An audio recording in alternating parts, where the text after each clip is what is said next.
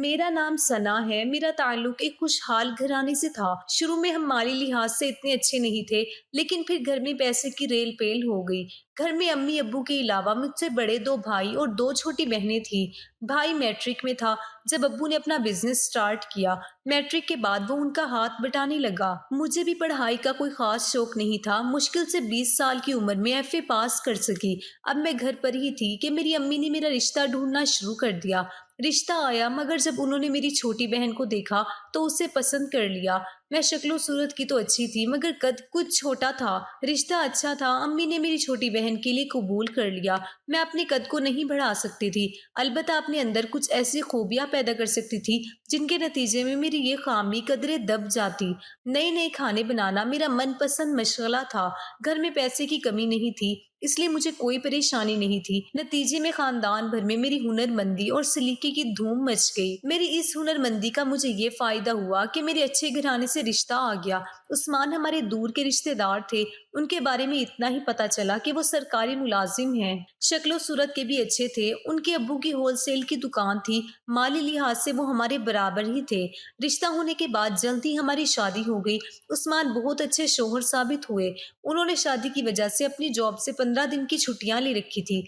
पहला हफ्ता दावतें खाने में ही गुजर गया। मैं कहीं हनीमून पे जाना चाहती थी, मगर दावतों की वजह से मौका ही ना मिल सका। अलबत्ता उस्मान शहर में ही मुझे एक दो दफा घुमाने ले गए। उन्होंने जॉब पर जाना शुरू कर दिया तो मैंने किचन संभाल लिया। मेरी दो ही नंदे थी और वो शादीशुदा थी। एक देवर भी था। वो अपने अब्बू के साथ दुकान पर ही होता। दिन के वक्त घर में मेरे अलावा मेरी सास भी होती थी। उन्होंने किचन मेरे हवाले कर दिया। मैं घर वालों के लिए जो कुछ भी पकाती उनके मशवरे से ही पकाती थी। वो भी मुझसे मुतमईन थी। उन्हीं दिनों मेरी एक दोस्त मुझसे मिलने आई। वो मेरी शादी के बाद पहली बार मेरे घर आई थी। मैं उसके लिए खाने में खसूसी एहतमाम कर रही थी, और जब वो चली गई तो मेरी साथ मुझसे कहने लगी, इतना एहतमाम करने की क्या जरूरत थी। मुझे बहुत बुरा लगा, ताहम मैं बर्दाश्त कर गई और बोली, आंटी वो शादी के बाद पहली बार मेरे घर आई थी। मैं जैसा एहतमाम उसके लिए अपने घर में करती थी वैसे ही इधर किया है। ठीक है, उधर तुम जैसा भी करती थी वो तुम्हारे बाप का घर था, मगर पराए घर जाकर ससुराल वालों की मर्जी के मुताबिक चलना पड़ता है। मेरी आदत है कि मैं अपनी जिम्मेदारी खुशी से निभाती हूँ, मगर मेरे काम में कोई मदाखलत करे ये मुझे बर्दाश्त नहीं। खैर, मैं उनसे बहस नहीं करना चाहती थी, इसीलिए खामोश रही। शाम को उस्मान घर आए तो मैं मुंह बसोरे बैठी रही। मैंने रात का खाना भी नहीं खाया था। क्या हुआ, खैरियत तो है? ये मेरी बीवी के मुंह पर 12 क्यों बज रही हैं? उनकी आंखों में शोकी थी। मैं तो फट पड़ी। उस्मान, आप बीवी ब्याह कर लाए हैं या कठपुतली जो सबके इशारों पर नाचती रहे? वो मोहतात अंदाज में बोले। क्या हुआ, अम्मी ने कुछ कहा? मैंने उन्हें सारा किस्सा सुना दिया, जिसको सुनकर उनके चेहरे पर बल पड़ गए। तुम भी ना सना, मैं समझा पता नहीं क्या हो गया। देखो भाई, इस घर में इतने अरसे से अम्मी के हुक्म का सिक्का चल रहा है। अब यकदम ही तो वो अपनी हुकूमत किसी दूसरे के हवाले नहीं कर सकती। थोड़ा सब्र करो, जल्दी तुम अपनी मर्जी से सब कुछ कर सकोगी। उन्होंने प्यार से मुझे समझाने की कोशिश की। उनकी बातें सुनकर मुझे काफी मायूसी हुई। मेरा तो ख्याल था कि वो मेरी साइड लेंगे और अपनी अम्मी से उस हवाले से बात भी करेंगे, मगर वो तो उल्टा मुझे ही समझाने लगे। खैर, उस मसले का भी मेरे पास एक ही हल था, बस मुझे थोड़े सब्र की जरूरत थी। यही सोचकर मैंने उनसे बहस नहीं की, मगर इस वाकये के बाद मैं तो अपनी सास से कुछ दूर दूर से रहने लगी। इंतहाई जरूरत के अलावा उनसे बात ना करती। उन्होंने भी कोई खास नोटिस नहीं लिया। 2 दिन के बाद मेरी एक दोस्त दानिया की कॉल आई। हाल अहवाल दरियाफ्त करने के बाद वो मुझसे बोली, सना मैं शॉपिंग पर जा रही हूँ, तुम साथ चल सकती हो। शॉपिंग तो मेरा मनपसंद मशगला था। शादी की शॉपिंग के बाद अब तक मुझे शॉपिंग के लिए कहीं जाने का मौका ही नहीं मिला था। मैंने हामी भर ली। मैं टैक्सी में आऊंगी और तुम्हें तुम्हारे घर से पिक कर लूंगी, तुम तैयार रहना। उसने कहा तो मैंने ओके कर दिया। फोन रखने के बाद मैंने उस्मान को कॉल करके शॉपिंग को जाने का बता दिया। वो कुछ मसरूफ लग रहे थे, इसलिए ठीक है कहकर उन्होंने फोन बंद कर दिया। दानिया आ चुकी थी। दानिया ने शॉपिंग पर काफी देर लगा दी। मुझे तो कुछ लेना नहीं था, ताहम उसके साथ शॉपिंग करते हुए वक्त का पता ही ना चला। वापसी पर वो मुझे गेट पर ड्रॉप करके अपने घर चली गई। आज काफी दिन के बाद मैं घर से निकली थी, इसलिए काफी खुश थी। एक गाना गुनगुनाते हुए मैं लाउंज में दाखिल हुई तो मेरी नजर अपनी सास पर पड़ी। वो सोफे पर बैठी टीवी देख रही थी। मैं उन्हें नजरअंदाज करके अपने कमरे की तरफ जाने लगी कि उनकी कड़कदार आवाज मेरे कानों में पड़ी। किधर गई थी? उनके सवाल से ज्यादा उनका लहजा मुझे नागवार गुजरा। ताहम मैंने खुद पर काबू पाया और नॉर्मल अंदाज में बोली, दानिया के साथ शॉपिंग पर, उसे कुछ चीजें लेनी थी। वो तो ठीक है, मगर किससे पूछ कर गई थी? उस्मान को बता दिया था। इस घर में सिर्फ उस्मान नहीं रहता, तुम जिधर भी जाओगी मुझसे पूछ कर जाओगी। सुना तुमने? मैं उनकी बात का जवाब दिए बगैर कमरे में आ गई। अब पानी सर से ऊंचा होने लगा था। मुझे जल्द ही इस मसले का कोई हल ढूंढना था। शाम को उस्मान घर आए तो मैं मामूल के मुताबिक उनके लिए चाय बनाकर ले आई। वो काफी थके हुए लग रहे थे। मैं उनके पास बैठ गई और उनके बालों में हाथ फेरने लगी। शादी के बाद ही मुझे पता चला था कि वो क्लर्क थे। मैं तो उन्हें कोई अफसर समझती थी। हर कोई यही कहता था कि बहुत अच्छी सरकारी नौकरी है, बाप की बहुत बड़ी दुकान है, वगैरह वगैरह। उनकी नौकरी का सुनकर मुझे बहुत मायूसी हुई थी, मगर अब क्या हो सकता था? उनका ऑफिस मेरे मैके से काफी करीब पड़ता था, मगर यहाँ से उनका ऑफिस काफी दूर था। मैं उनके बालों में हाथ फेरते हुए प्यार से बोली, आप रोज इतना लंबा सफर करके थक जाते हैं, कहीं पास से ट्रांसफर क्यों नहीं करवा लेते? थक तो जाता हूँ, मगर क्या करूँ? इसके अलावा शहर में कोई और ऑफिस नहीं है। वो मेरी नाक मरोड़ते हुए शरारती अंदाज में बोले, तो फिर ऑफिस के करीब कोई घर ले लें। 3 घंटे तो रोज आपके सफर में जाया हो जाते हैं। इतना ज्यादा किराया अलग से लग जाता है। ये तो है, मगर मजबूरी है। मेरी तनख्वाह से तो हम 2 लोगों की जरूरियात पूरी होनी भी मुश्किल है। घर का किराया मैं कहाँ से अदा करूंगा? क्या मतलब? आपकी तनख्वाह कितनी है कि हमारी जरूरियात तक पूरी नहीं हो सकती? वो बोले, बस गुजारे लायक है। फिलहाल तो अभी नई नई नौकरी है, तुम फिक्र न करो, आहिस्ता आहिस्ता बढ़ जाएगी। अच्छा, तो आप भी दूसरे मर्दों की तरह अपनी तनख्वाह मुझे नहीं बताना चाहते हैं, मुझसे छुपाना चाहते हैं? वो मेरे मुंह बनाने पर हंसने लगे। ये मेरी सैलरी स्लिप है, आज ही ऑफिस से मिली है, देख लो मेरी तनख्वाह। मुझे खासी मायूसी हुई। उस तनख्वाह में तो महीने में मेरे 2 जोड़े भी मुश्किल से आ सकते थे, और ये तो बहुत कम है। उसमें हमारा गुजारा कैसे होगा? मैंने कहा ना, तनख्वाह आहिस्ता आहिस्ता बढ़ जाएगी। वैसे भी फिलहाल हमारे कौन से इतने खर्चे हैं, घर अब्बू के पैसों से चल रहा है। मैं तो थोड़े से पैसे अम्मी को देने के अलावा सारे ही बचा लेता हूँ। उन्होंने मुझे तसल्ली दी, मगर मेरी परेशानी बढ़ गई। आखिर सारी जिंदगी हम इसी घर में नहीं रह सकते। सारी जिंदगी तो क्या, मुझे तो ये घर अभी से काल कोठरी की तरह लगने लगा था, जहाँ मैं अपनी मर्जी से कुछ नहीं कर सकती थी। खैर, इस मसले का भी कोई ना कोई हल तो निकालना था। मैंने खुद को तसल्ली दी। कुछ दिनों के बाद मुझे अपने मसले का एक हल मिल ही गया। मैं अपने मैके आई हुई थी, पता चला कि हमारे किराएदार घर खाली कर रहे हैं। मैंने अम्मी के सामने अपने सारे मसले रखे और उनसे कहा कि मकान किराए पर देने के बजाय मुझे दे दें। अम्मी को भला क्या एतराज हो सकता था? वो मान गई। मसला उस्मान को समझाने का था और मनाने का, मगर यहाँ भी कुदरत ने मेरी मदद की। उन्हीं दिनों शहर में सड़कों की मुरम्मत का काम शुरू हो गया था। इसी वजह से शहर के खास रोड पर ट्रैफिक का मसला खड़ा हो गया। ये रोड उस्मान के ऑफिस के रास्ते में ही आता था।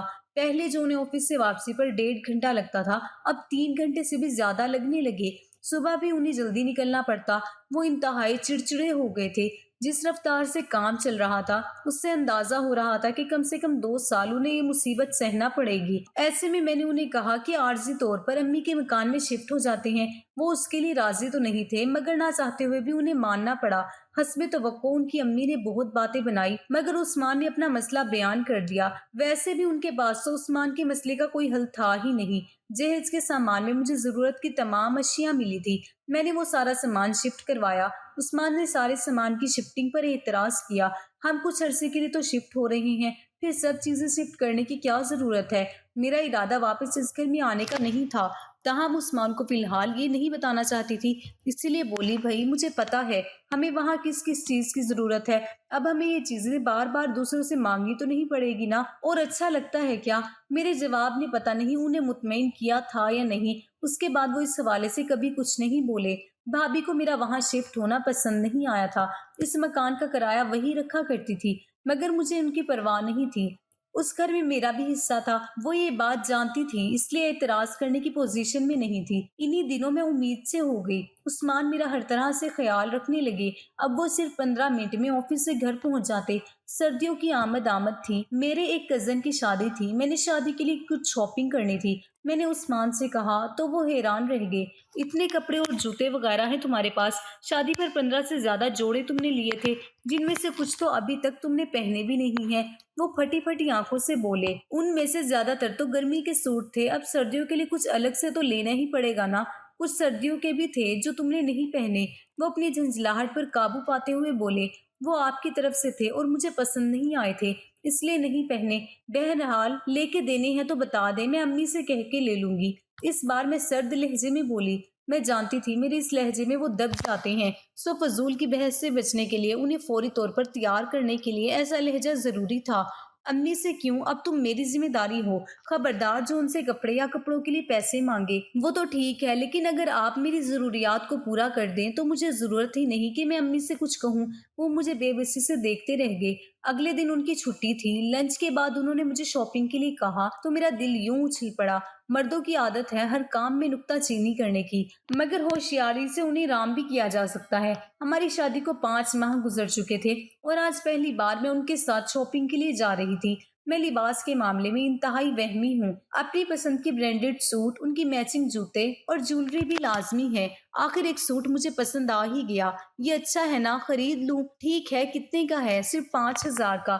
ویسے تو اس کی اصل قیمت زیادہ ہے، مگر میں نے ڈسکاؤنٹ کارڈ بنوایا ہوا ہے، اس لیے مجھے 10% کم قیمت پر مل رہا ہے۔ میں نے فخریہ انداز میں انہیں بتایا۔ قیمت کا سن کر ان کا منہ بن گیا۔ وہ میرا ہاتھ پکڑ کر باہر لے آئے۔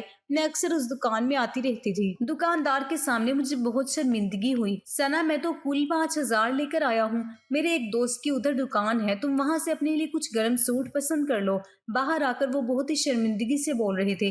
میرے تو تن بدن میں آگ لگ گئی۔ نہیں، رہنے دیں، ادھر بھی ویسے ہی سوٹ ہوں گے جیسے آپ لوگوں نے شادی میں خریدے تھے۔ اس کے بعد انہوں نے کافی کوشش کی کہ میں کہیں اور سوٹ پسند کر لوں، مگر میں نے صاف انکار کر دیا۔ آپ کے پاس پیسے نہیں ہیں تو کوئی مسئلہ نہیں، میں امی سے پیسے لے کر بعد میں خرید لوں گی۔ میری بس ایک ہی ضد تھی۔ ٹھیک ہے، میں بازار میں تماشا نہیں بنانا چاہتا، گھر جا کر اس پر بات کریں گے۔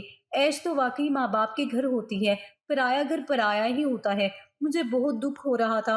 گھر پہنچ کر میں خاموشی سے کام کاج میں لگ گئی۔ عثمان بار بار مجھ سے بات کرنے کی کوشش کر رہے تھے، مگر میں بس ہوں ہاں میں جواب دے رہی تھی۔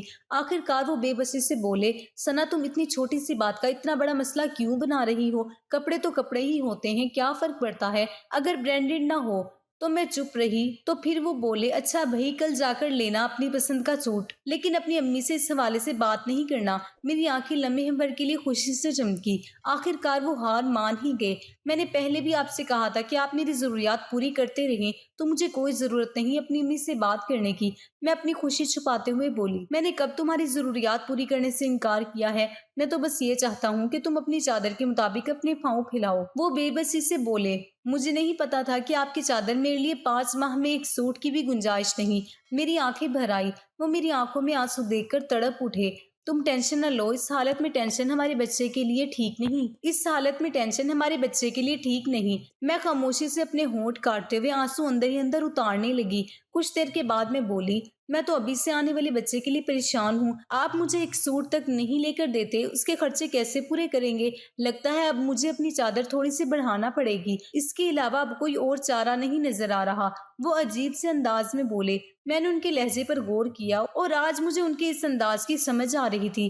خیر اگلے دن وہ شام کو مجھے پھر مارکیٹ لے گئے۔ میری پسند کا سوٹ لیا، میں نے شوز لیے، مجھے بہت مہنگا سوٹ دلایا تھا مجھے۔ میں یہ نہیں دیکھ رہی تھی کہ میرا شوہر کہاں سے پیسے لا رہا ہے، مجھے عام مل رہے تھے تو مجھے کیا ضرورت تھی گٹھلیاں گننے کی؟ مگر آج مجھے احساس ہو رہا تھا کہ گٹھلیاں گننا بھی میری ذمہ داری تھی۔ میرے شوہر اس دن کے بعد سے میری ہر خواہش پوری کرتے رہے، جو میں نے کہا ہر وہ چیز مجھے لا کر دی۔ برانڈڈ کپڑے پہنتی، برانڈڈ شوز لیتی، میں تو اپنی دنیا میں مگن تھی۔ میں یہ نہیں دیکھ رہی تھی کہ آہستہ آہستہ میرے شوہر مجھ سے دور ہوتے جا رہے ہیں۔ اب وہ زیادہ بات نہیں کرتے بلکہ اداس رہتے، پر میری ہر خواہش پوری کرتے تھے۔ جوں جوں وقت گزر رہا تھا میرا پیٹ بڑھ رہا تھا، مجھے اپنے سارے کپڑے تنگ لگنے لگے۔ عثمان مجھے مارکیٹ لے گئے اور مہنگے کپڑے مجھے دلائے۔ پہلے میں سرکاری ہسپتال جاتی تھی، اب میں ہر ماہ پرائیویٹ کلینک پر اپنا چیک اپ کروایا کرتی، اور ایک بہت ہی مشہور پرائیویٹ ہسپتال سے میری ڈیلیوری بھی کروائی گئی۔ چھوٹا آپریشن ہوا، 30,000 کا بل بنا جو عثمان نے ہی ادا کیا۔ اس کے پاس اتنے پیسے دیکھ کر مجھے حیرت تو ہوئی، مگر میں نے یہی سوچا کہ وہ اضافی اخراجات کے لیے اپنے ابو جان سے پیسے لے رہے ہیں۔ بچے کی پیدائش پر میرے سسرال والے بھی مجھ سے ملنے آئے۔ انہوں نے مجھے واپس گھر شفٹ ہونے کو کہا۔ روڈ کا کام چل رہا تھا، اس لیے میں نے بہانہ کر دیا۔ اب میں جب بھی بازار جاتی تو افنان کے لیے بہت سے کپڑے کھلونے لے کر آتی۔ عثمان مجھے خاموشی سے پیسے دیتے تھے، اور افنان 5 ماہ کا تھا کہ عثمان کے والد ایک روڈ ایکسیڈنٹ میں جاں بحق ہو گئے۔